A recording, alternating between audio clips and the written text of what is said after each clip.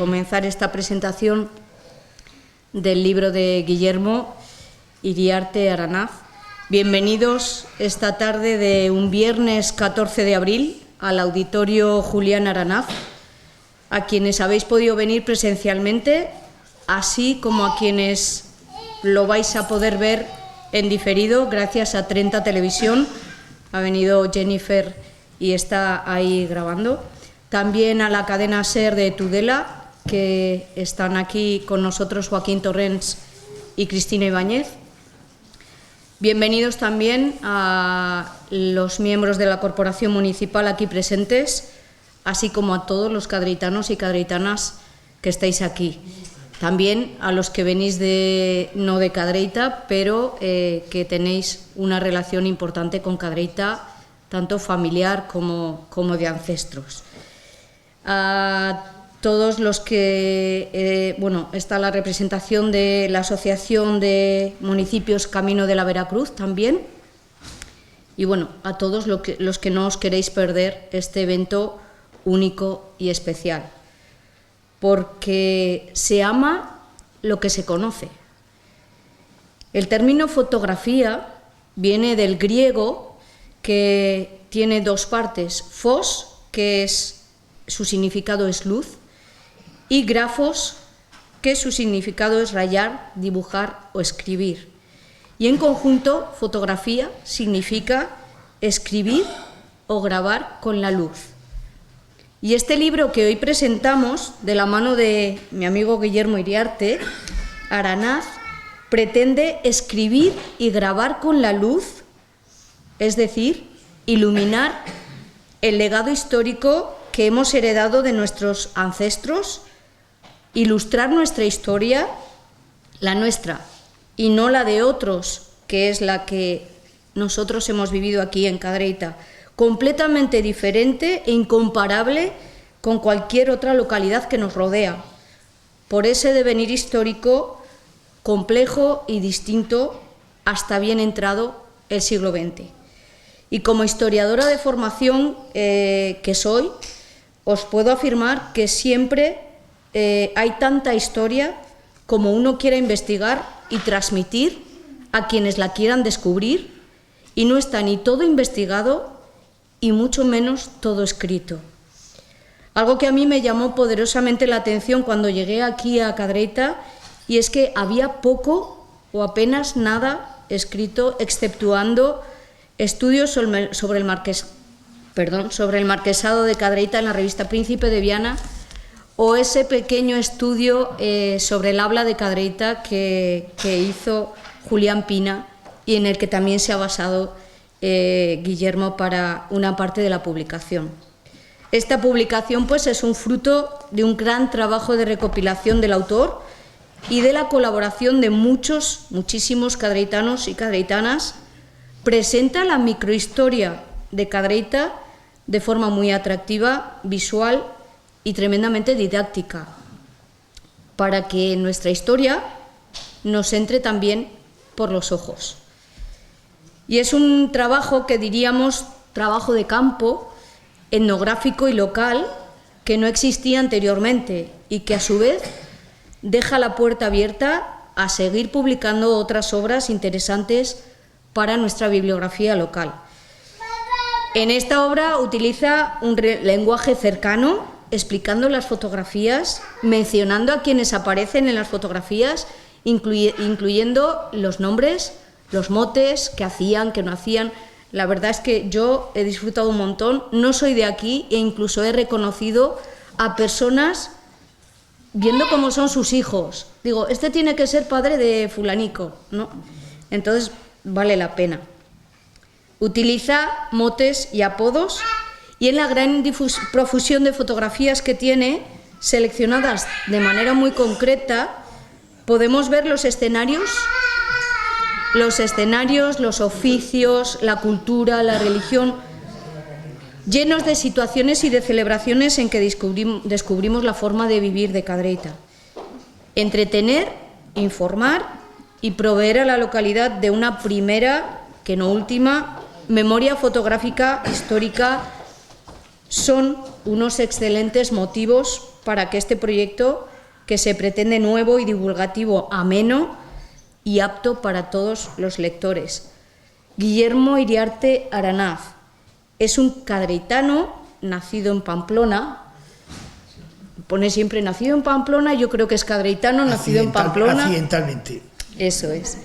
Fue maestro de primera enseñanza desde finales de los años 60 hasta 1986 y ejerció como docente, todos lo sabéis, en localidades navarras y también de la provincia de Barcelona.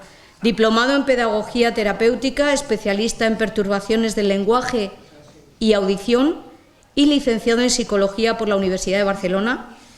Desde 1986 a 2011 trabajó como orientador escolar en el Gobierno de Navarra y ha desempeñado dentro de esta situación muchos cargos. Ha dedicado los últimos años a escribir artículos y a dar conferencias, así como a recopilar colecciones etnográficas y manualísticas. Y recientemente ha publicado La Escuela y los Maestros de ayer en Cadreita, que todos conocéis, y la historia ilustrada de la escuela en Navarra, que publicó la Comunidad Foral, el Gobierno de Navarra. Era una trayectoria de la docencia en la Comunidad Foral entre el siglo XIX y el siglo XX hasta 1970. Ahora, Historia Ilustrada de Cadreita está editada por el Ayuntamiento de Cadreita, una edición con muchísima fotografía, con un buen papel, con una tapadura que vale la pena porque la edición es muy buena. Y deciros que, aparte de estar editado por el Ayuntamiento de Cadreita, el precio va a ser 10 euros, está subvencionado, obviamente, porque este libro vale muchísimo más dinero, con lo cual tenemos la ventaja de que esté subvencionado. Y doy paso ya a Guillermo y a que nos cuente cómo es su libro.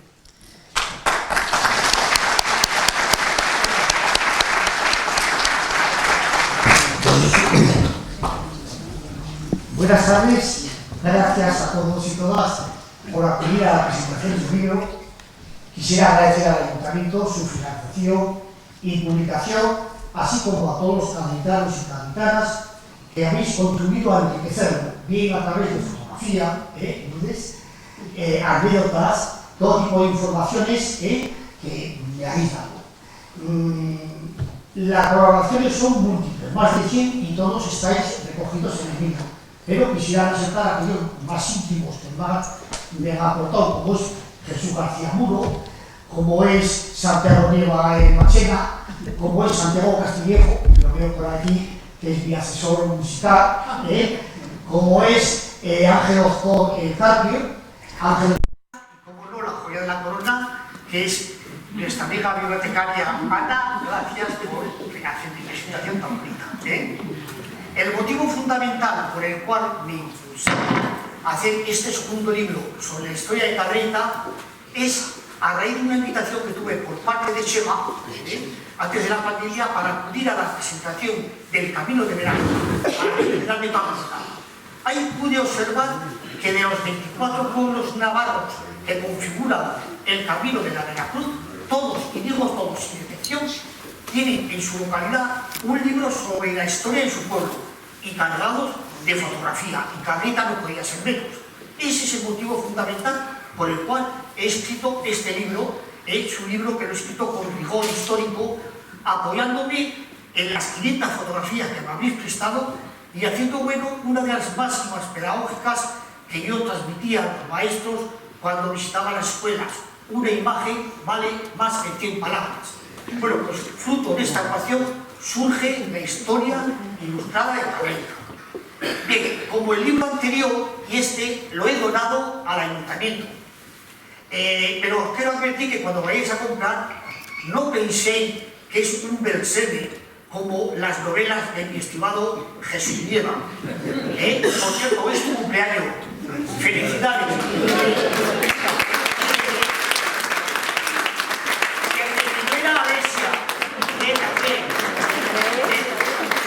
Bueno, a lo que está por puerta. Estaba comentando que el libro atención a la historia de nuestro pueblo que avanza desde que Cadrita es un señorío medieval cristiano, es decir, que el rey Sancho Ramírez entra en el pueblo y los libera de los moros en el 1084, hasta la venta de las tierras por parte de la Casa Ducal a los habitantes del pueblo. A mi juicio, estos 800 años de historia es más que suficiente para conocer los retrocesos, los estancamientos y sobre todo el progreso de nuestro pueblo a través de estos años. Las fotografías, de lo que más os va a gustar, vais a conocer la evolución de nuestros paisanos, no solamente en el peinado, en el calzado, en la vestimenta, en las costumbres, vais a reconoceros vosotros cuando seáis pequeños, y como ha dicho Ana Carmen, vais a reconocer a los padres de cómo son ahora sus hijos. Es un libro que para mí, de los que he escrito, es el más hermoso, porque voy recordando a mis familiares, a mis vecinos, a mis amigos, etcétera, etcétera.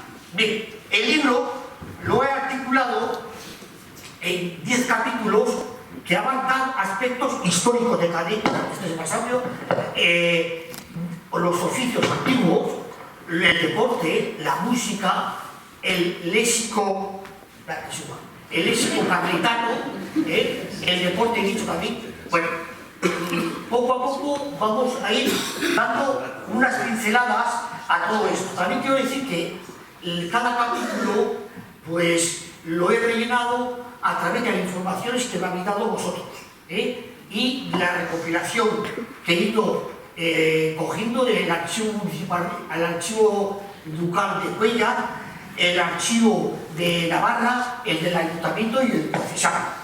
El primer capítulo es la historia de Cadrita. No la voy a explicar porque es riquísima y densa. Ya lo he visto en el libro desmenuzado y secuenciado. Solamente en este capítulo voy a contestar algunas preguntas que me hacen muchos cadritanos y medios de comunicación que esta mañana la SER. Es decir, ¿cuándo se fundó la villa de Cadereyta, que se llama? ¿Cuándo se fundó? Bien, recapitulemos. Cadrita, todos sabemos que ha sido un señorío medieval que había dos iglesias, la de San Miguel y la de San Salvador, un castillo, un palacio, pero que no queda ningún vestigio. También los investigadores se ponen de acuerdo de que el nombre de Cadereyta viene de una palabra romana que se llama canaleta, que es el canal que venía del río Aragón hasta, digamos, el Molino. Después de los romanos, este sistema de riego lo enriquecieron, por supuesto, los árabes, que estuvieron aquí 400 años, un poco de pavo, hasta que el rey Sancho Ramírez entra en Cadrita y ya se forma un señorío cristiano. Ya es de, digamos, los moros son derrotados, aunque coexisten pacíficamente. Pero es un señorío, no es una villa, no es un pueblo. Yo pregunté a Maximiano Berrio, que es un catedrático de la Universidad de Valladolid, ¿por qué Cadrita no era en ese momento un pueblo? Y me dijo, porque no tiene ayuntamiento. Es decir, hasta el 1200 cotizamos el terrateniente, el Ángel Vidaurre, Pedro Tizón, el arzobispo Jiménez de Granada, cotizaban a por ella. Hasta que en 1200 el hijo de Sancho Ramírez, Alfonso el Batallador, conquista Tudela y lo engloba Cadrita en los fueros de Tudela. Pero ya en el 1945 muere el cardenal Jiménez de Granada, y entonces deja Cadrita al rey de Navarra, Carlos III el Noble, que este rey, conocedor de las deudas que tenía su nieto, el príncipe de Viana, Carlos de Trastámara, le cede Cadrita al príncipe de Viana. Y lo primero que hace es saldar las cuentas con su escudero y amigo, que se llama Jaime Díaz de Aba, que debía 3.000 florines de oro. Y no solamente eso, sino que como era amigo, lo lleva a Tafalla y el 30 de mayo de 1446 lo nombra señor de Cadrita, de la villa de Cadrita. Ahí aparece. Es decir, Cadrita existía como territorio. Estuvieron celtas, griegos, romanos, árabes, pero como señorío es en el 1084 y como villa es en el 1446. Y dejamos de ser un pueblo feudal en el 1985, cuando la Casa Urbán vende las casas y los terrenos a los habitantes del pueblo. Otra pregunta que me hace es ¿dónde estaba emplazado el castillo y quién lo construyó? Bien, donde estaba emplazado el castillo no está nada por escrito, pero es lo más claro que tengo, y los habitantes del pueblo también. Estaba donde la casa del cura, es obvio. Primero, porque cuando lo destruyó el cardenal Cisneros en 1552, ya dejó las piedras, y muchos vecinos, Leonardo Pina por ejemplo, lo puede decir, cogieron esas piedras y hicieron las calles de la calle Larga, que fueron quemadas por nuestros vecinos de Alfaro, que estaban contra el cultivo por el riego. Entonces, ese es un dato que estaba ya. El dato más importante por dignidad es que había un túnel del molino que subía hacia el castillo, que muchos lo recordáis como el de Lía, ¿sí o no? Bueno, el castillo, según el archivo de Cuellar, dice que había piedra romana, pero me imagino que sería un castillo de Chisinau, ¿verdad? Porque en realidad quien dio la estructura del castillo fueron los árabes. Y los cristianos, pues en esa época de señoría cristiano, al no haber ayuntamiento, había un consejo de habitantes del pueblo que debatían sobre el agua, las normas, etcétera, etcétera. Y en un sello céreo, hay 3 sellos en el archivo de Navarra, bastante deteriorados. Uno pone Consejo de Cadreita y los otros 2 Consejo de Moros y Cristianos. Significa que había una coexistencia.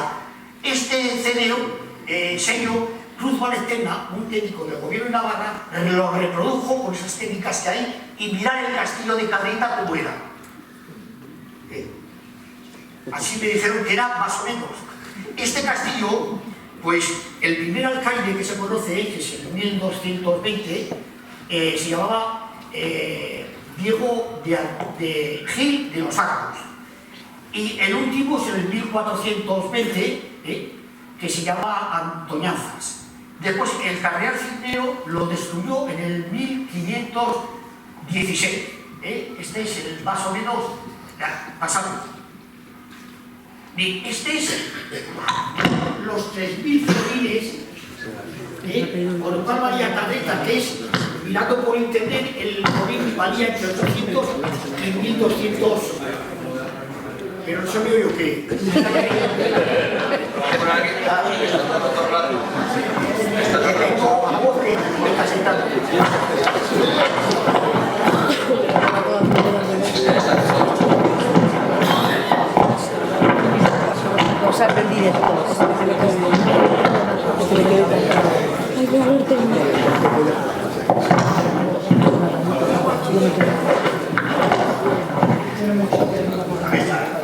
Sí, bueno, ahora mejor. Bueno, perdón. Digo. Que se corte mal la tiraza. Digo que por 3.000 florines de oro se vendió Cadreita, que estaba diciendo que mirando en internet, en función del. Como valía entre 800 y 1.200 euros. Yo calculo que unos 3 millones de euros costó Cadreita. ¿Qué pasa? La última pregunta que me hace sobre la historia es: ¿qué notoriedad, qué influencia, qué podemos aportar a España y al mundo de Cadreita? Un pueblo de colonización, un pueblo feudal, pues es un pueblo riquísimo. Solamente os voy a decir que había 6 señores, señores como título, porque solamente había 4 señores en Navarra: el señor de Corella, el señor de Cintruénigo, el señor de Farce y el señor de Cadreita. Es un título inferior a marqués. Bueno, el 6º señor de Cadreita era una persona muy importante, que era don Lope Díez de Armendari, que era el virrey de todas las Américas, era el segundo personaje más importante de España después del rey Felipe III, capitán general de la Armada. Y bueno, se caracterizó porque lo nombró el rey Felipe III primer marqués de Cadreita, y su hija doña Juana, que es la segunda marquesa de Cadreita, se casó con el octavo duque de Alburquerque. A través de este matrimonio hubo enlaces matrimoniales con las familias más linajudas y de raigambre de España, como de la Cierva, los Osorio, los Nis, que enriquecieron su patrimonio. Y después de los 11 marqueses, el último marqués, don Nicolás Osorio, englobó toda la hacienda ducal en la casa ducal, que hubo pues 6 duques hasta que vendieron las tierras. Ya veis que por una parte Cadreita se llama Cadreita con Y, aquí pone Cadereita, cada uno hay 4 o 5 acepciones, incluso con K del kilo. ¿Ven? Bien, también tenemos personajes importantes en Cadreita que se desconocen. Por ejemplo, aquí ha venido a oírme mi primo Javi y mi cuñado. ¿A que no sabéis vosotros de Zaragoza y Pamplona? ¿Que no sabéis vosotros que Pedro Sánchez, tanto que lo nombráis para mí o para más, nació en Cadreita y era cadretano de pura cepa? ¿Seguro? Yo voy a explicar. Pedro Sánchez pertenecía a una familia más linajuda y ricas de Cadreita, como, digamos, José María Pascual en la época franquista. Él prefirió la vida espiritual que la terrenal, ingresó en los dominicos de Aro, ahí se enriqueció, estudió filosofía, teología, fue a Roma, era un políglota, cosmopolita de todo, tenía una obsesión, para mí era una paranoia, que era evangelizar, cristianizar o bautizar a los moros, ¿verdad? Eso era su obsesión. Tanta fama llegó que el rey de Aragón, Pedro III, lo llamó y lo hizo inquisidor general del reino de Aragón. Pero, aunque obviamente no utilizaría métodos muy ortodoxos para cristianizar a los árabes, no se puede comparar a su predecesor, el inquisidor Torquemada, que mató en la hoguera a 3.000 personas y 500.000 libros incunables fueron a la hoguera. No se encuentra. Bien, otro personaje importante es el arzobispo Jiménez de Rada, ¿verdad? Pedro Tizón, que era el dueño de Cadreita, pues fue uno de los primeros caballeros templarios, me refiero a el camino de Veracruz, y fue el primer comendador cofrade, fue abuelo de Jiménez de Rada y fue, digamos, comendador o director general de la cofradía del Valle del Ebro que estaba en Novillas, que aquí también hubo una cofradía en su época. Otro importante es Aznar Jiménez de Cadreita, fue obispo de Calahorra, muy importante también porque el Papa Inocencio III le encomendó la custodia de las órdenes más importantes, que también pasaban por el camino de la Veracruz. Don López Díaz de Ollarmenal, ya he dicho que yo pongo que nació en Cadreita, Wikipedia dice que nació en Tudela y otro que nació en Lima. Yo, Cadreita. Bueno, entonces, ese también, cuando estaba de virrey en las Américas, un capitán suyo, pues formó un pueblo grande de 50.000 habitantes, que se llama Caderita de los Montes, que tenemos hermandad con ellos. Cuando salgáis hay una placa fuera que es un pueblo de hermandad entre Caderita y esto. ¿Sabéis o no? Sí, no. Bueno.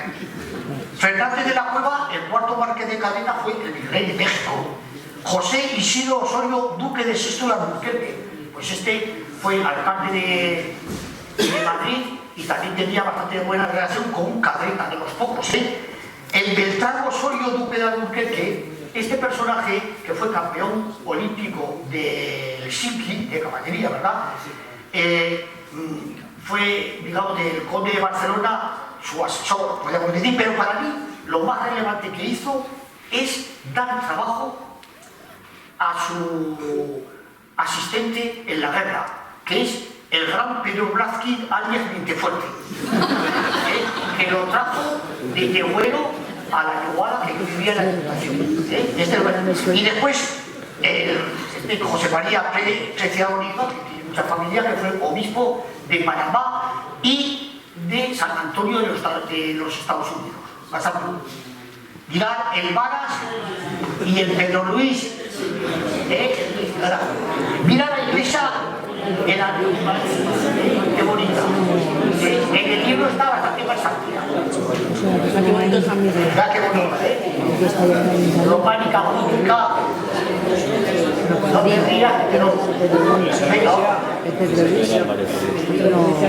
Mirad, fijaros, aquí el alcalde era que se llama Cananero, que se llama Faustino Guarde, mandó, que hizo la factura, encalar a León Sabanza, el abuelo de Sabanza, encalar, fíjate, la iglesia de blanco, que era de estilo románico gótico. ¡Qué error! Pero bueno, así eran nuestros tiempos. Seguimos. Era esta. Estando comiendo primos, a ver, si no se te vale, me ha preguntado si pongo algo de los topos en la raza. Me ha preguntado si o no. La verdad es que hay que conocer la historia para que no se repitan muchos errores, ¿verdad? Yo he consultado a varios jóvenes, el Chiao, bastantes, y puedo decir que más del 60% no habían oído hablar de estos conflictos que había entre las tierras. Un 10% sabían algo. Y una chica, que me dijo que estudiaba enfermería, que ya la tengo visualizada, me dijo: Guillermo, ¿para qué quiero conocer el pasado si no me va a decir lo que tengo que hacer ahora? Y yo no le dije nada, pero recordé a Ortega y Gasset, que era un escritor que yo leía bastante, que decía que el pasado no nos va a decir qué tenemos que hacer en el presente, pero sí nos va a decir qué es lo que debemos de evitar, qué es lo que no tenemos que hacer. Por eso he escrito lo de los grupos de la rata, que de una manera imparcial, objetiva. En el escrito no vais a ver ni héroes ni villanos, ni vencedores ni vencidos, sino cómo fueron las cosas y ya está.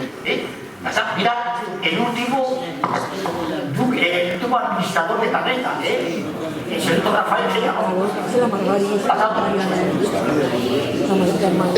Bueno, la madre. Va a ayudar porque de la maquinera.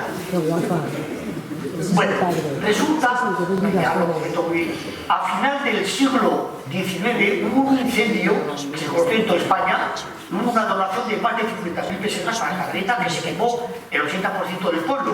Bueno, pues entonces el duque de Alburquerque confió en 2 personas para levantar el pueblo, que son Miguel Fernández Díaz, que era el administrador de uno de sus pueblos, se llama Algete, que lo trajo aquí y es tío abuelo de la señorita Pilar. Y el otro es Leonardo Pina Sarrés, que es un albañil de Argedas, que vino a Tarreta, lo hizo alcalde, intervención del ayuntamiento, etcétera, etcétera. Ya en el primer tercio del siglo, digamos, XX, ya había molinos de trigo, aceituna, elaboración de talleres, en fin, todo esto lo vais a ver en el libro. Pasamos. El segundo capítulo son los antiguos oficios. En todos los pueblos hay oficios que han desaparecido y otros que permanecen. Han desaparecido a mejor vida, pues, el tablero, herrero, mulero, carbonero, guarda, el colchón, en fin, la mayoría. Este capítulo, lo peculiar que es que pongo las fotografías de cada uno de ellos, para que lo recordáis, un poco qué hacía cada uno de ellos, pero en el contexto patriarcal, porque el sereno de Villafranca tendría diferentes funciones que el de Cadreita. Pues todas estas funciones también la pongo. También es cierto que estos antiguos oficios, pues con el periodo de la industrialización, por una parte, la emigración de la gente de los pueblos a la capital, y sobre todo, que no ha habido, digamos, un seguimiento o que los hijos no querían trabajar en lo que hacían los padres.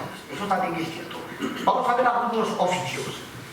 Mira, aquí tenemos el famoso estañador, mi amigo el Sabanza, el famoso Fero, el del acordeón, y este es el sastre, hermano de Aurelio, ¿te acuerdas? ¿Qué te pasa? La lechería, mira, este que a ver, en las lecherías había en Cadita tantas lecherías veías como vaca, había casi 20 lecherías, ¿verdad? Pero en 1963, el veterinario Emilio Abad, pues por problemas de salubridad, de higiene y de funcionalidad, pues los ganaderos iban a casa de Alicia, donde se focalizaba y vendía la leche. Pero fue el año siguiente, en 1964, cuando está registrado en el gobierno de Navarra, que pone Centro Lechero Carretano, y la titular es Pili Cabra la Pamplonica. Después de la Pili Cabra la Pamplonica, se lo pasó al Guerrero, a José Luis. José Luis ya estuvo pocos años ya, y después ya lo vendían las tiendas. Aquí tenéis la madre de mi cuñado, la Carmen, y estas dos lecheras las tengo en el museo. Una es cedida por Lucía Ramona y otra es por la Carmen Ozco. Pasamos. Mirad, aquí dentro de lo facultativo ha habido muchos, pero para mí lo más relevante es el practicante, que es el primero ATS, y el médico, que se unía con ellos una gran amistad. Aquí ha asistido a todos los partos. Mira la Aurelia, y aquí está la Mari y su profesora la Raquel. Mirad la bocanera como pasamos. La montocera es la señora Cristiana por su piel.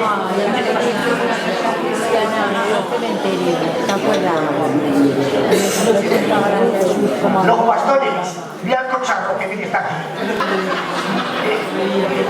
Elegante, seguimos.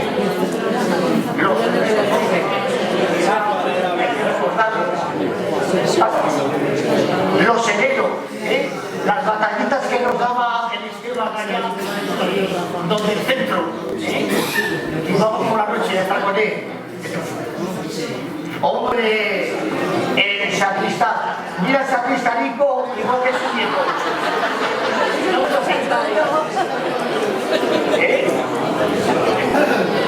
Venga, pasamos.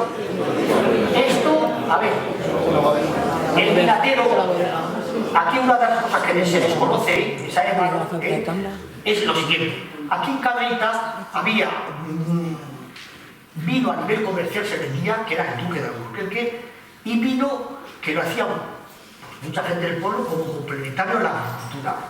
Bien, solamente os diré que en la revista que he oído yo y en Cuellar también hay, digamos que en las bodegas de Cabrita, que están ahora muy bonitas, si las queréis ver, que son de puro león, pues allá hacía un coñac. El coñac Duque de Sesto, que también se llama Sesto y Alburquerque, que lo bebía Alfonso XII porque el Duque de Alburquerque, que se llamaba Pepe de Alcañices, era su asesor personal y nocturno también, que salía con él. Entonces, en Palacio bebía el Duque de Sesto. Y también había un vino tinto también blanco, Martínez de los Alcañices, que fue presentado en el certamen internacional de Chicago y obtuvo un premio de calidad, según el que, o sea, aquí somos tierra de vino. De hecho, ¿qué pasa? Estas son las bodegas, que hay en Caleta, seguimos. Dentro de los, mira, este es el abuelo del diario, se llama Guillermo Arana. Y este, el Ramón, el padre José Ramón, que nos está aquí, que por cierto, hacía buen vino José Ramón, pero mi padre decía que alguna vez estaba bautizado. Es lo que se tiene que hacer. Pasa. Los basureros. Mira qué cara de enamorada que me da.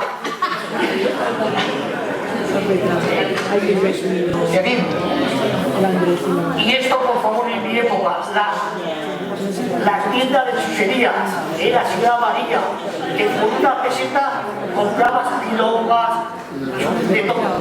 Chiquita, ¿te acuerdas de ella? ¿Sí? ¿Te acuerdas? Qué bonita. La Nisi y la señora María, la de la abuela de los cartuchos. ¿Qué te pasa?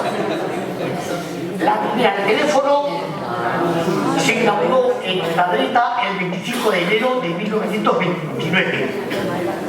El primer teléfono lo tuvo María Tricueta y después de la guerra se lo dieron a León Sáenz, que aquí había 10 abonados, por lo puede poner 5 y 5, 10. Y aquí, que está en la mujer del calambre, había 25. Está Cachuchi. ¿Qué va a pasar? Pasamos. Les voy a mostrar que, viendo la fecha 1929, creo que es la misma fecha que el frontón viejo. Sí. ¿Qué? Es la misma fecha que el frontón viejo. Sí, también, muy bien, muy bien.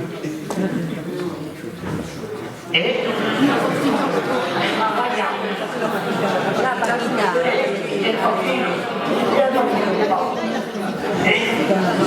La cara era misma. 2000 mantas y 90 colores.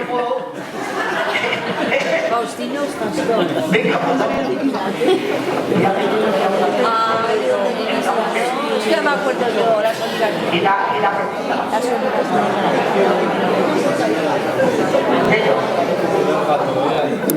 Mirad, este es el Cianas, que fue el primer presidente del fútbol catalano, Jesús Pérez. Está la Domi y la vecina. Pasamos. Mira la pajara funciona en la cuna de la Dorotera. Mira, mira.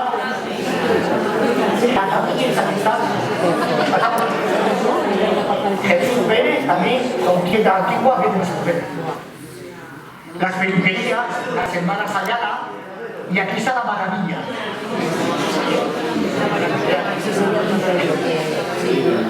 Mira, mi prima Pili, qué guapa. El vete pasando. Alpargateros, esquiladores, este es el zapatero. ¿Y os acordáis de este grabador? La película. ¿Sí o no? Mira, el cartero y el marqués de los Campañices, el sacristano.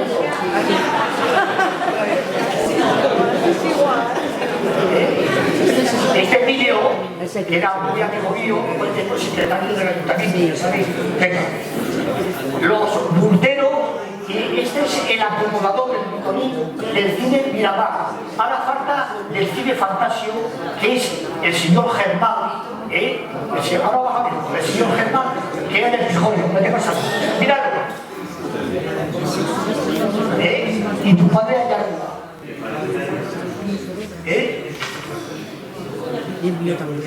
¿Qué te pasa? Las posadas, ¿verdad? La primera posada que se conoce es la de Paulino Cámara, que está aquí. ¿Qué te pasa? Está la posadera. Después de las posadas, vinieron las ondas. Mira los pares de Lelía. Elegantes. El libro está muy bonito, está bonito. Y esto es el tijolero y la tijolea. Que no sé cómo se llama. Bien, sociedades. Este es el tercer capítulo. Os quiero decir que los monopolios que tenía el señor, el marqués o el duque, todos eran de ellos. Desde la carnicería, el pozo de hielo, el horno, la posada, todo. Y los solían alquilar a personas de confianza y les pagaban en trigo. Por ejemplo, la primera taberna pagaban entre 15 y 20 rodadas de trigo. Pero a partir ya del siglo XX liberó a los monopolios y ya cotizaban en el ayuntamiento. Los primeros bares, pues se llama Isabel Castillo, Juan Preciado, Moisés Casi, bueno, todos los bares están aquí, vamos a ir recorriendo para que, digamos, también quiero decir que en las fotografías a pie de página pongo los nombres, para que todos los veáis. Venga, por ejemplo, aquí tenemos el Bar Sol y aquí El Eduardo, el del castillo, el gitano. Mira qué bonito. Mira el Daniel. Pasamos. El barrio era para mí era la oficina de empleo, porque, a ver, se iba allá a mandar que se llama. Es decir, los agricultores iban a mandar nota a buscar trabajo. Entonces también había otras modalidades como es a conseguir o a contacteo. Hoy para ti, mañana para ti, ¿no? Modalidades. El ojero, poco nos acordamos de él, Este es el mal ojero. El ojero, ya la María, la Señadora, el caracol, el padre José Ramón. Este es el famoso velero de la bicicleta. Luego pues también, el culo grande.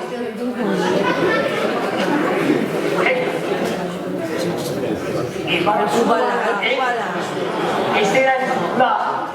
Él está en Kubala y la Rosalía. Hombre, aquí está también con su metre, el José Antonio Balcúa.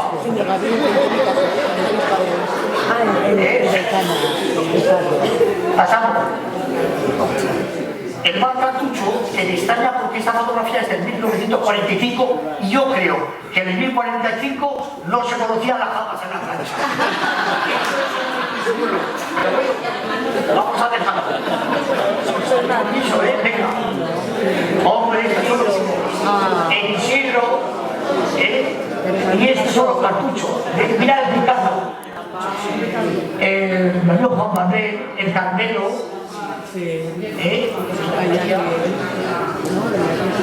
Pasando. Bueno, aquí el Casino La Unión se fundó en el año 33, pero tuvo tres modalidades de nombre. Uno es el Casino La Amistad, otro La Alegría, que La Alegría lo fundó Valentín Fortún, el padre era Socorrito, y mi tío Serafín Aranaz. Estuvo primero en el Centro Republicano, donde vive el gorila, después en unas bajeras de Blas Simón, y por último en el 64 se hizo La Unión. Y el casino, vendrá ahora, ¿pasa? El casino, este se hizo en el 33 también, pero permanece en el mismo sitio con la misma... Mira, aquí, esta fotografía, mira, hombre, mira a tu marido, ¿sí o no? Qué guapo eras. Bueno, escucha, aquí por los años 60, Cadreita, ahora, pero está la televisión, pero no, para que lo sepan, era un pueblo que había bonanza económica. Se vivía estupendamente, no sé por qué.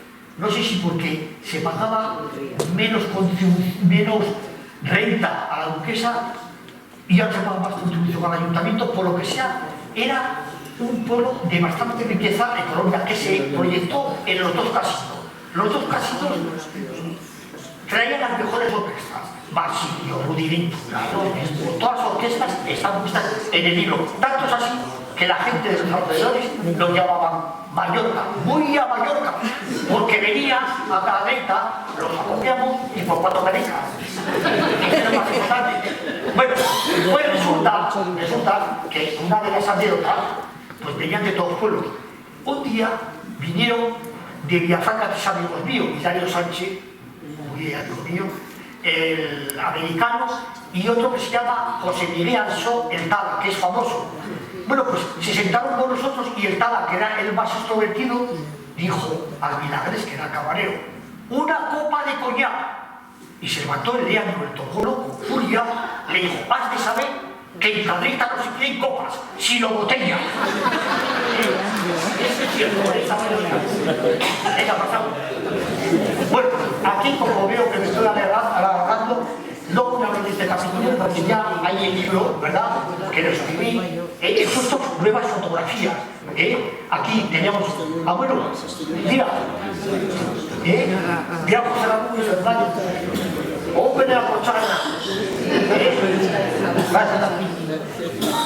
Esta María Ángeles Arón, mujer de Fernando VI. La vida religiosa y romería. Bueno, pues la cultura en Cadereyta siempre ha estado ligada a la religión. De hecho, en la Edad Media ya había dos iglesias, la de San Salvador y la Católica de San Miguel. Había una cofradía templaria del siglo XII, una cofradía del Santo Rosario San Antonio Abad en 1825 y la cofradía de la Vera Continua del Santísimo Sacramento, que se fundó en 1857. Todo esto lo pongo en el libro más desmenuzado. También el ardor religioso se manifestó en las misiones que hay en una cruz en homenaje cuando vinieron los padres redentoristas y estuvieron una semana para, digamos, evangelizar al pueblo, porque decían que se juraba mucho. Sí, así. Y después otros eventos religiosos que pongo fotografías son la romería, a la Virgen de Lugo, a la Virgen de los Milagros. Bueno, aquí mira, mi amigo el Javiolo, ¿esa ayuda? ¿Qué te pasa? Mira el marido de la Susana, el José Miguel. Igual. Este, el Torres. Mira, el rollo Marista, las Reyes y mira, estos es el Julián Pina, el padre de Julián, está por ahí. Y está mi amiga Lolita. Bueno, pues mira cómo creo que es este, no es el suyo. Mira, qué bonita es de Javier, Cadereyta con Javier. Pues ahí está. Pasamos. También bueno, aquí es la adoración nocturna. El Emilio Pejerante, el Caño, el Julián Ángel, el Chaquín y Pedro de Zara. Pasamos. Bueno, motivos para visitar Pedro Hurtado. Ya me estoy cansando. Bueno, cuando venga peregrinos a Cadereyta, ¿verdad? Aparte de la torre de agua, etcétera, etcétera, pues también tenemos historia. Lo primero que debe de decir es que los señores de Cadereyta, el tatarabuelo del señor Jaime Díez de Aúz, fue Hugo de Aúz, caballero templario, hijo de Enrique II de Francia, que este acompañó a Godofredo de Bouillon a la conquista de Jerusalén. Tenemos a Pedro Tizón, dueño de Cadereyta, que fue comendador de la primera cofradía del Temple del Valle del Ebro. El beato Pedro Sánchez, que ya hemos comentado. En Cadereyta existió una cofradía. También esto, bien, yo creo que era suficiente. Después de las fiestas, pues ya poco, mira, un cartel de 1959, que es una poca, digamos, hay una parte religiosa y otra parte civil. Ahora se ha enriquecido con el Día de la Mujer, el Día del Hombre, el Día del Hombre Suelto, el Día de los Nenes. Bueno, es bastante enriquecido. De todas formas, está ligado de la fiesta de San Antón, del Día de la Juventud, que antes era carroza y ahora se ha convertido en vacas, verbenas y la Semana Cultural y los quintos. Pero si me vais a permitir una cosa que es curiosa, cuando estuve en Cuellar con mi mujer una semana, abajo del archivo lo estaban esperando 2 o 3 personas ya de 90 años que querían decirme que de antaño, de siempre, dijeron que los encierros de La Habana los trajeron ellos a Cadereyta. Claro, yo esto me vi contento y dice, no hace falta más que ser Mallorca y que los encierros de Pamplona partan de Cadereyta. Y fui a la archivera y me dijo que es una leyenda, que lo han buscado y no han buscado ningún papel. Por eso lo pongo en el libro como leyenda. De todas formas, como no tengo gafas para ver, leí lo que pongo en el libro sobre esta leyenda. A ver. Y así descanso un poco, ¿sabes? ¿Me oye? Fiestas patronales. Existe una leyenda sin rigor histórico. Cuando estuve en el Archivo Ducal de Alburquerque, en Cuéllar, Segovia. Según sus antepasados, los primeros encierros que se hicieron en España fueron en Cuéllar, patrocinados por el duque de Alburquerque, señor de la villa, en reconocimiento a la ingente labor de sus trabajadores, sofocando un incendio en la villa que era propiedad del duque. Más adelante, varios de estos colonos fueron desplazados a Cadreita para ayudar a recoger la cosecha del duque. Cuando llegaban las fiestas de Cuéllar, finales de agosto, los braceros pidieron y obtuvieron correr unas vacas en Cadreita, al estilo de su tierra. Dicho evento originó, según versión del periódico El Norte de Castilla, en su edición de 15 de agosto de 1962, la instauración de los encierros en la provincia de Navarra. Que cada cual saque sus propias conclusiones.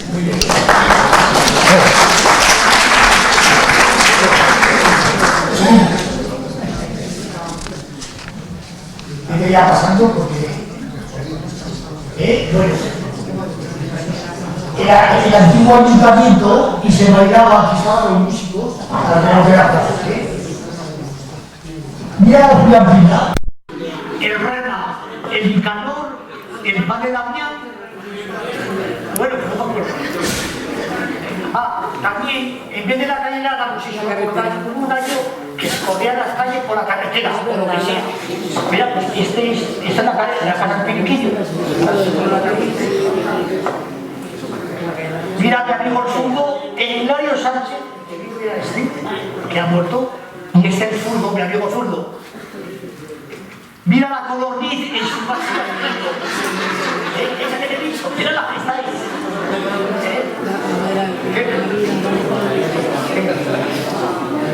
Mira los músicos.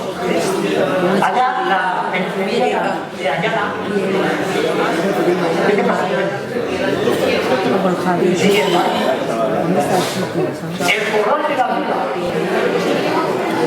Mira. Esto es. En el corral de la Luna está donde estaba la fonda de José Eza y Mansor. Bueno, pues allá encerraban las vacas y le llaman la Luna porque Antonio, creo que era caballero, pues era un cabrero que vino de Valladolid a trabajar a la Renfe. Pero claro, había que cacharse 10 horas y dejó el trabajo, se vino a Cádiz y se puso de cabrero. Entonces, personas como Antonio Oscor y Carmen Díaz, que está presente aquí, cuando eran pequeños, iban a ver las cabras porque cuando subían del soto, ellas solas se iban a sus respectivas casas. ¿Sí o no, Carmen? Me encantó esa historia. Mira el suso. A ver. Mira la madre de...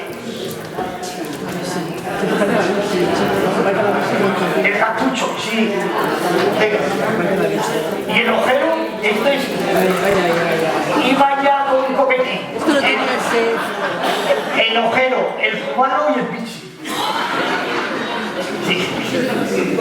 Venga, mira, el día del hombre suelto, Mira, ayer era mi primo Luis, el de la Clara, el día también. Y bueno, seguimos. Mira mi amiga Ted, qué guapa. Esta es una fotografía muy bonita del día de la juventud. ¿Qué te pasa, Aquí tenéis a José Ramón, el edil de Cadreita, con sus concubinas.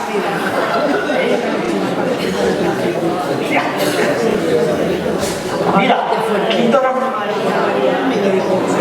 mira, ya conoces a todo, al médico, al Pedro Martínez. Bueno, se conoce, estos son recientes. Bueno, el deporte. Las competiciones deportivas, que han sido importantes en Cadreita, las primeras que yo vi en el archivo eran en 1904, que el alcalde era Leonardo Pina y concedió 35 pesetas para las competiciones del año. Yo pensaba que era como se hace en la Reina o en Artajona, pero consulté con Jimeno Jurío y me dijo que no, que las competiciones con laya se hacían de la siguiente manera: se medía un trozo de tierra y se partía por la mitad, y el primero que lo araba con las layas era el que ganaba. Por ejemplo, pasamos aquí, esto no era la competición de laya, esto es de Altajona, pero después, en el siglo XIX, leí esto en el Película de Arcana, que dice: unos jóvenes caditanos desafiaron a sus vecinos valguerranos a una competición con laya. Los participantes fueron 6 por cada bando, y la apuesta era 30 pesetas que aportaban de señal cada bando. Yo no sabía que existía esto, pero esto seguimos. Aquí el frontón, que lo hizo el duque para sus invitados, y después ya lo participó todo el pueblo. Bueno, las carreras ciclistas también fueron importantes. Mira, este es un tío carnal mío y de Javi, que es mi tío Cándido. Aquí está el Julián Pina, este es el Pinquillo, el Pedro F, el Melero y el Ángel Cabral Cuica. Aquí, pues, hay una tradición que también lo he puesto en el libro, que va de generación en generación. Resulta que Melero, el señor Melero, pues era guardabuja, y pues después de la carrera bajó a la estación todo eufórico y cantando, y sus padres le dijeron: ¿qué contento estás? ¿Cómo ha ido la carrera? Y dice: muy bien. ¿Y en qué lugar has quedado? Dice: el 6º. Y los padres dicen: ¿y cuántos han corrido? Dice: 6. ¿Sabes qué digo? Esto, fíjate qué bonita es. Seguimos. Bueno, el fútbol, una cosa es cuando se legalizó, que fue en el 33, y otra cosa ya desde el 24, el club de fútbol se llamaba El Rayo, y los componentes eran Solís, Preciado, Fernández y tal. Después, en el 32, apareció la Sociedad Cadetana de Fútbol, cuyos socios eran Miguel Fernández, Luis López de Paniza y Leandro Guarde. Y la primera junta, que se celebró el 22 de noviembre, pusieron presidente Jesús Pérez, el terciano, que hemos visto antes, secretario Gregorio Zuler, no sé quién es él, tesorero Miguel Fernández, y vocales Emiliano García y Félix García. Bueno, pues aquí tenéis equipos de fútbol, muy bien, pasado. Mira, mira el niño. Pasamos. El primer equipo de fútbol, patrocinado por Conservación.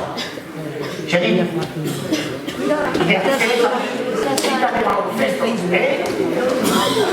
Mira la mujer del Ricardo del triángulo. Más que la Itana. La mujer del Ricardo de Alberto. ¿Qué pasa? Vamos. La música. Bueno, respecto a la música, los antiguos componentes de la música se resisten a reconocer, está por escrito, que la primera banda de música se hizo en 1922, que lo patrocinó el ayuntamiento, y el director era Raimundo Azpilicueta, que se marchó de secretario a Fitero, y su nieto es el dueño de los baños de Fitero, se llama Raimundo Azpilicueta, como él, ¿entiendes? Entonces, al marcharse, pues ya se disolvió la banda y se formó como una charanga que está formada por Julio Ría, Emiliano Dos Santos, Siriaco Pejeronte, Ramiro La Villita y Emilio. Esto desapareció porque el médico local, don Rafael García, puso en el centro republicano una garamola. Entonces, claro, no le querían pagar y esto se disolvió.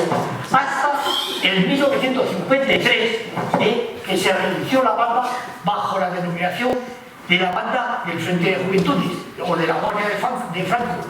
¿Por qué?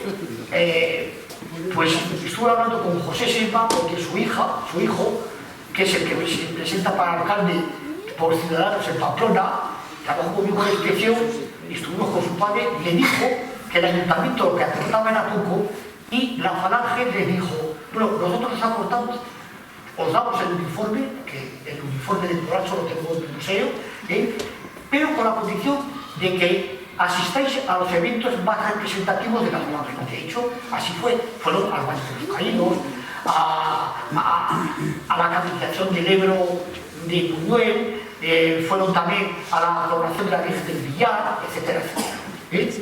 Bueno, también hay otros recursos musicales que pongo toda la historia, pues el coro coral, la rondalla, la escuela de jotas, de música, el día del jotero, conjuntos musicales, psicosis cerebral, el Marañelma, Maraquina, mira, la banda, con el uniforme de la banda, seguimos, mira, el tachín,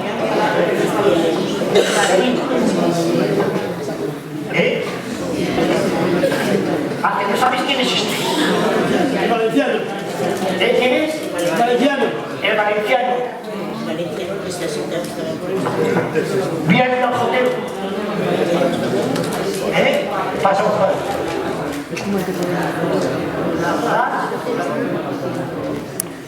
Mira, los buca.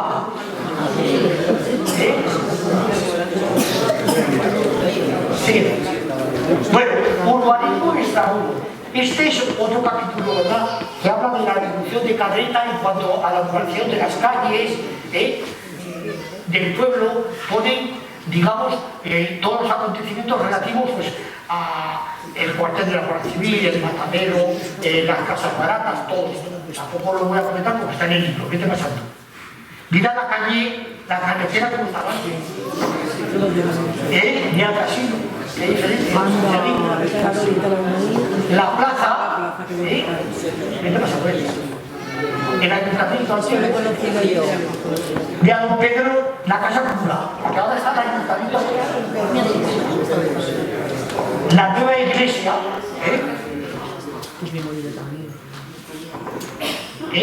¿vale?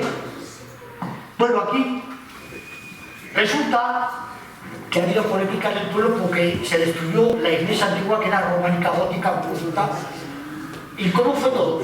Tuve que ir al obispo y ya me dio los papeles. Y aquí es lo peor. El don Pedro emitió un informe al arzobispo el 20 de marzo de 1957 diciéndole que la iglesia solamente cabían 375 personas y el pueblo tenía 2.000 habitantes. Y la segunda hacía referencia al informe técnico del arquitecto local, en donde se explicita la inviabilidad de ampliar el espacio de la iglesia debido al mal estado de los materiales. Bueno, el 3 de abril del 57 el arzobispo emite un informe favorable para la nueva iglesia y le pide qué recursos dispone Cadreta para hacer la iglesia. Y le dice, bueno, pues el duque de Alburquerque donó para la construcción de la nueva iglesia 109 rodas de regadío y 270 de secano, que originaron unos beneficios de 200.000 pesetas anuales. Los tractores, mulas, personas que trabajaban las tierras lo hacían sin las tengo algunas, hay que decir. La Diputación aportó 25.000 pesetas y el Estado 50.000. Y la parroquia disponía de 60.000 pesetas de cepillo.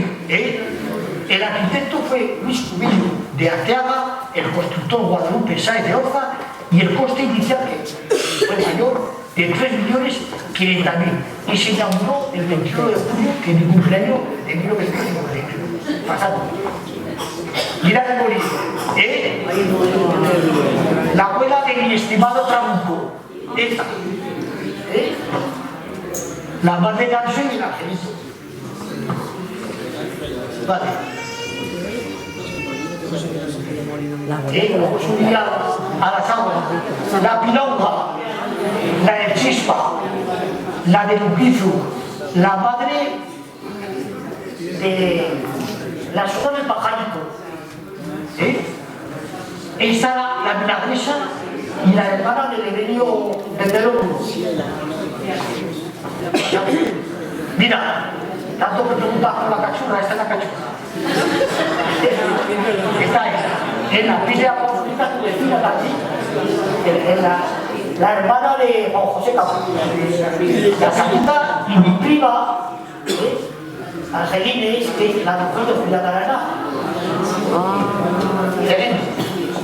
Bueno, también pongo las pedanías, que son los extramuros, ¿verdad? Que había gente, como yo, que viví 20 años allá y veníamos al pueblo, a la iglesia, a la escuela y a visitar a los familiares. Esto es la Diputación, este es un primo mío que ha muerto, su padre era capataz, Luis Miguel Goñi, y este soy yo. Aún tengo la bicicleta en casa, ¿eh?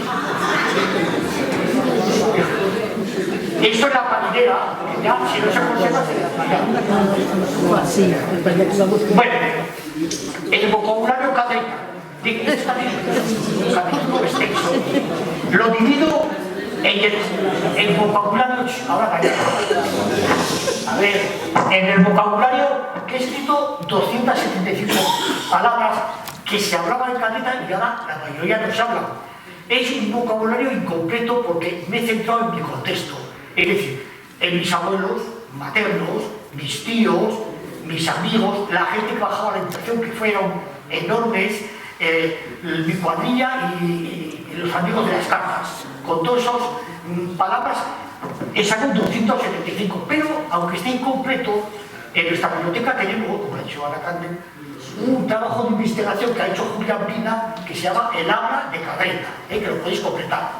Y respecto a los apodos o motes, son apodos que he consultado a los titulares. Son inofensivos, hay un total de 305, pongo el titular, y si el personaje ha sido relevante, pongo alguna anécdota. No está por el chorreta, ¿dónde? Ya se ha ido. ¿Pasa lo que? Bueno, pues vamos a empezar por el chorreta.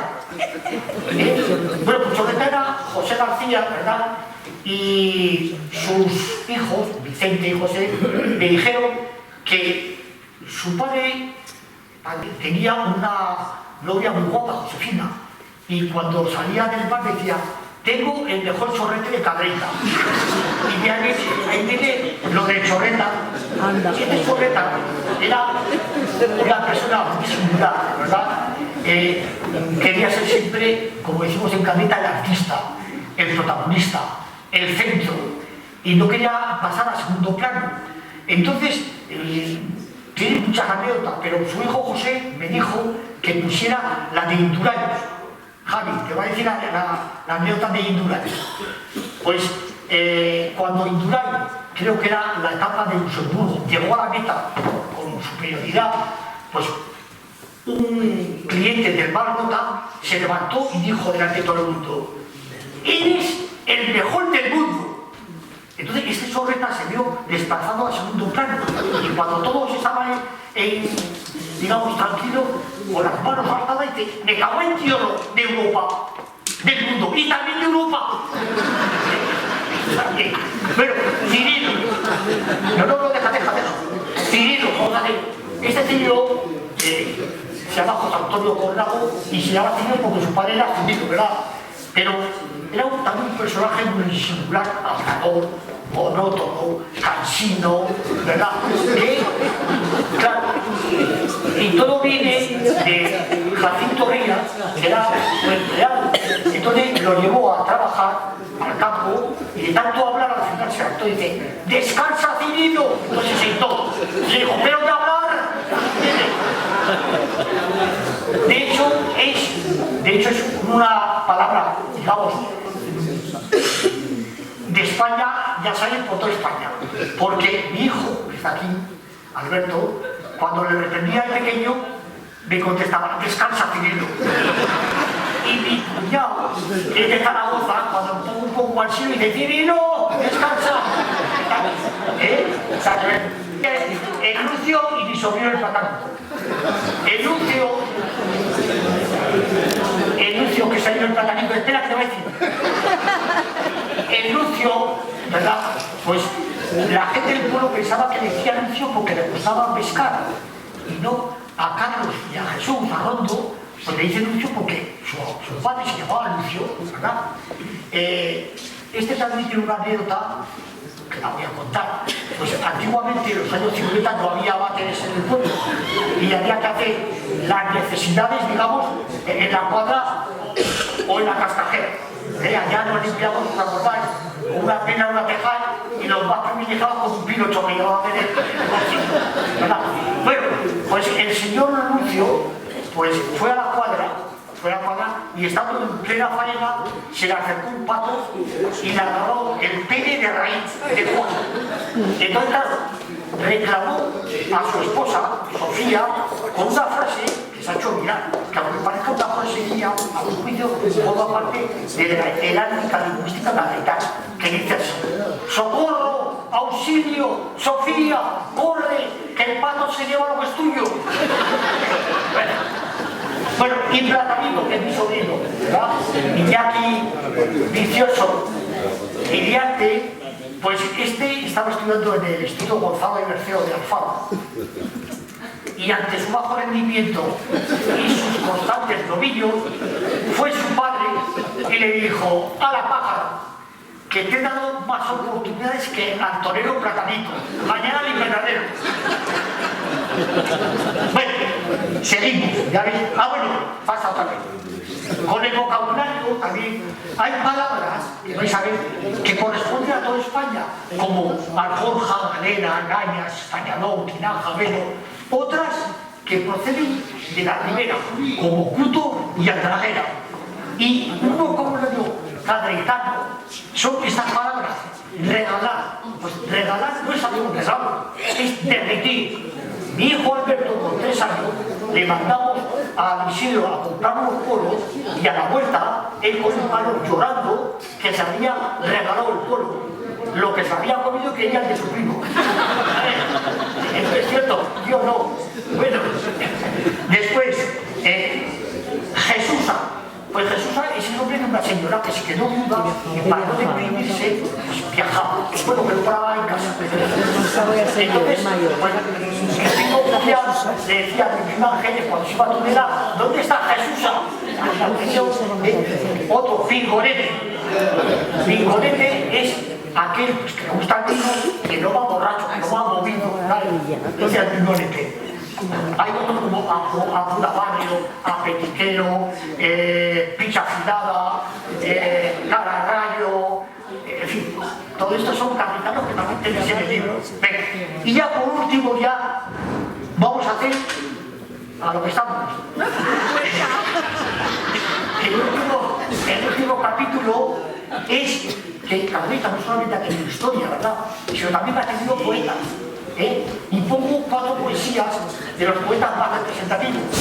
El primero es el de, se llama Pagenaute, y es Paquito Pagenaute, hermano de Ciriaco, tío de Lanzo, que es catedrático de latín de la Universidad de Oviedo, y pongo la poesía Cadreta. La segunda es de nuestro Miguel Hernández.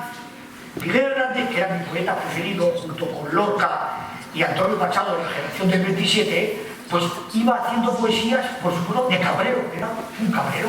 Bueno, pues aquí, el Vientefuerte Pedro Blázquez era yegüero, y el Soto escribía poesías a su amada Inés. Entonces, tengo una poesía de Pedro Blázquez, se llama Menos Martalia una madre.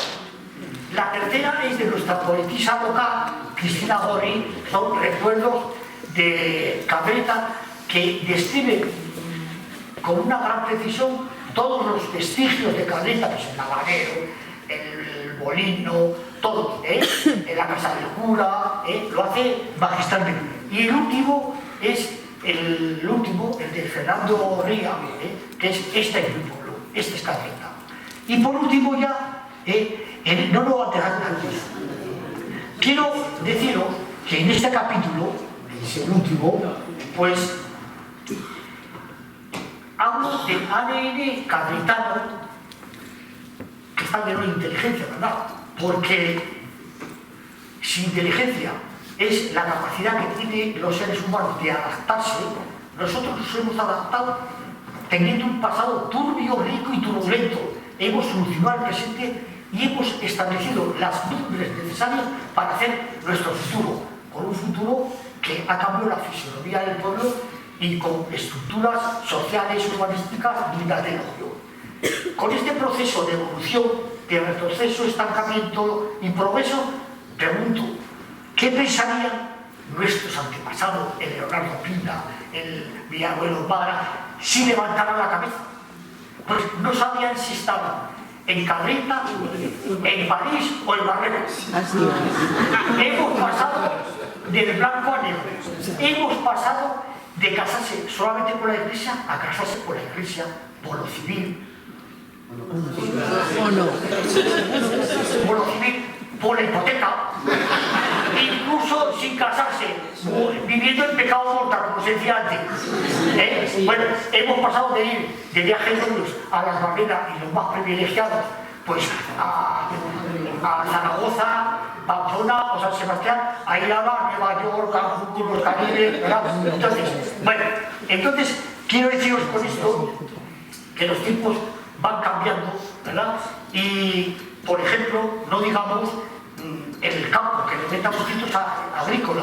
Yo he vivido 20 años en el campo y cuando iba a estudiar a Villafranca con la bicicleta, vi por el Camino al Faro o por la vía, pues todos los campos estaban llenos, estaban trabajando.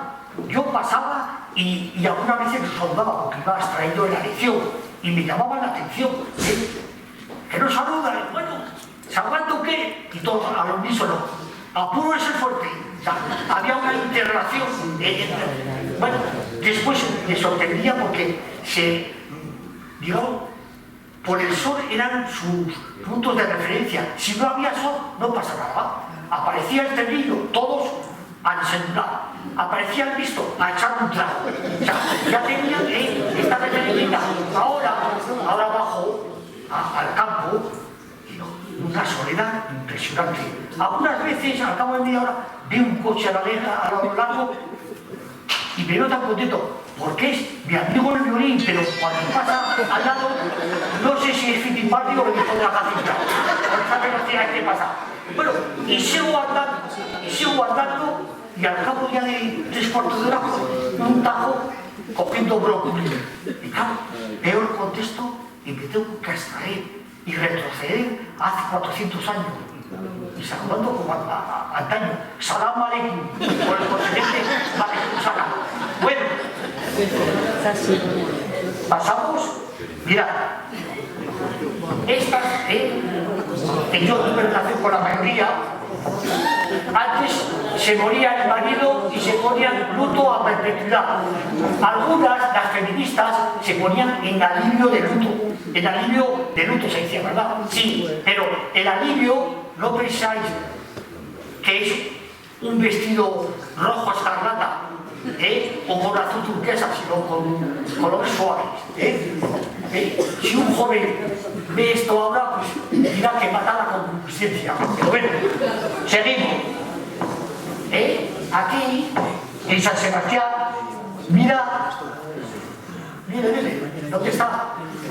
La blanquita. Pasamos. Mira,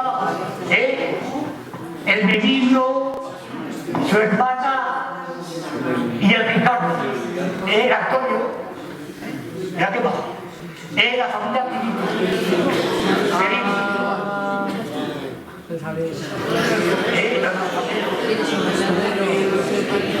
Los Pina. Los Pitines. Sí. Mira, mis tíos cristianos, el Juan Ignacio de Dominico, ¿qué pasa? La madre de Los Mugaretas. ¿Qué era?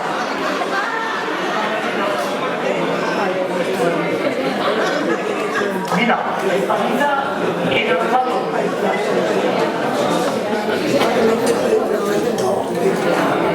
El alcalde, el Tornillo, el Pedro García, el Blásico y el Aurardo, su esposa.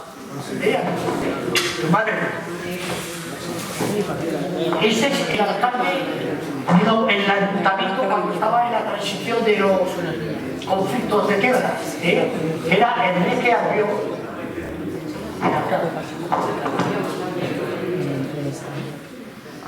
Esto ya hay finalizando por los años 85-90, y con el ayuntamiento nuevo.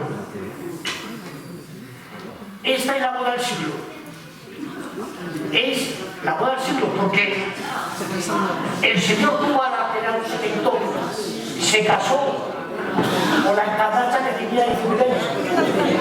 Entonces, claro, pues en el pueblo se originó, pues, no era lógico, ¿verdad? En aquella época, ahora sí, ¿os acordáis de esto? Mira la boda de Pasado. Mira el muchachito.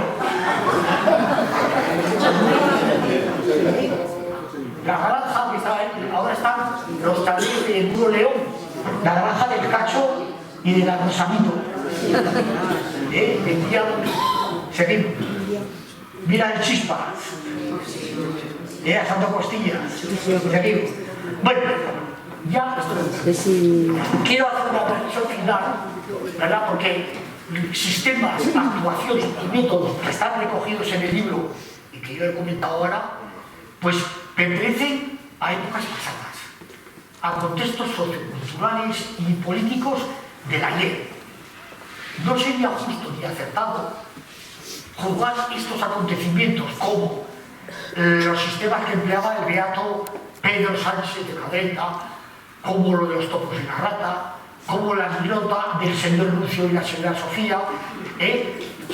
No sería, digo, ni justo ni acertado jugar estos acontecimientos bajo la perspectiva del siglo XXI, bajo la perspectiva del año 2023, sin tener una mirada crítica, pero también comprensiva y hasta de solidaridad.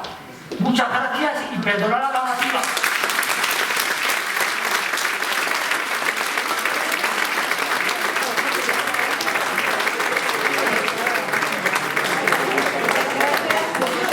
Oye, que lo último que va a decir, esta mañana, y se me ha caído al perro flaco de Fontúa, una piedra aquí, tengo el dedo en carne viva. A los de Cadreta ya le firmaré otro día, solamente voy a firmar a aquellos que son de fuera. Ya, como me gusta el draguear, cuando van por las calles, os lo firmo. Deciros que a todos los asistentes, por favor, hay en la primera planta un aperitivo para todos los que habéis estado aquí, desde la velada, de terminar bien la velada, tenemos pinchocote gratis. Muchas gracias, Guillermo, ha sido una verdadera emoción ver fotos en grande y compréis el libro que vale la pena. Es historia de Cadreta. Gracias a todos.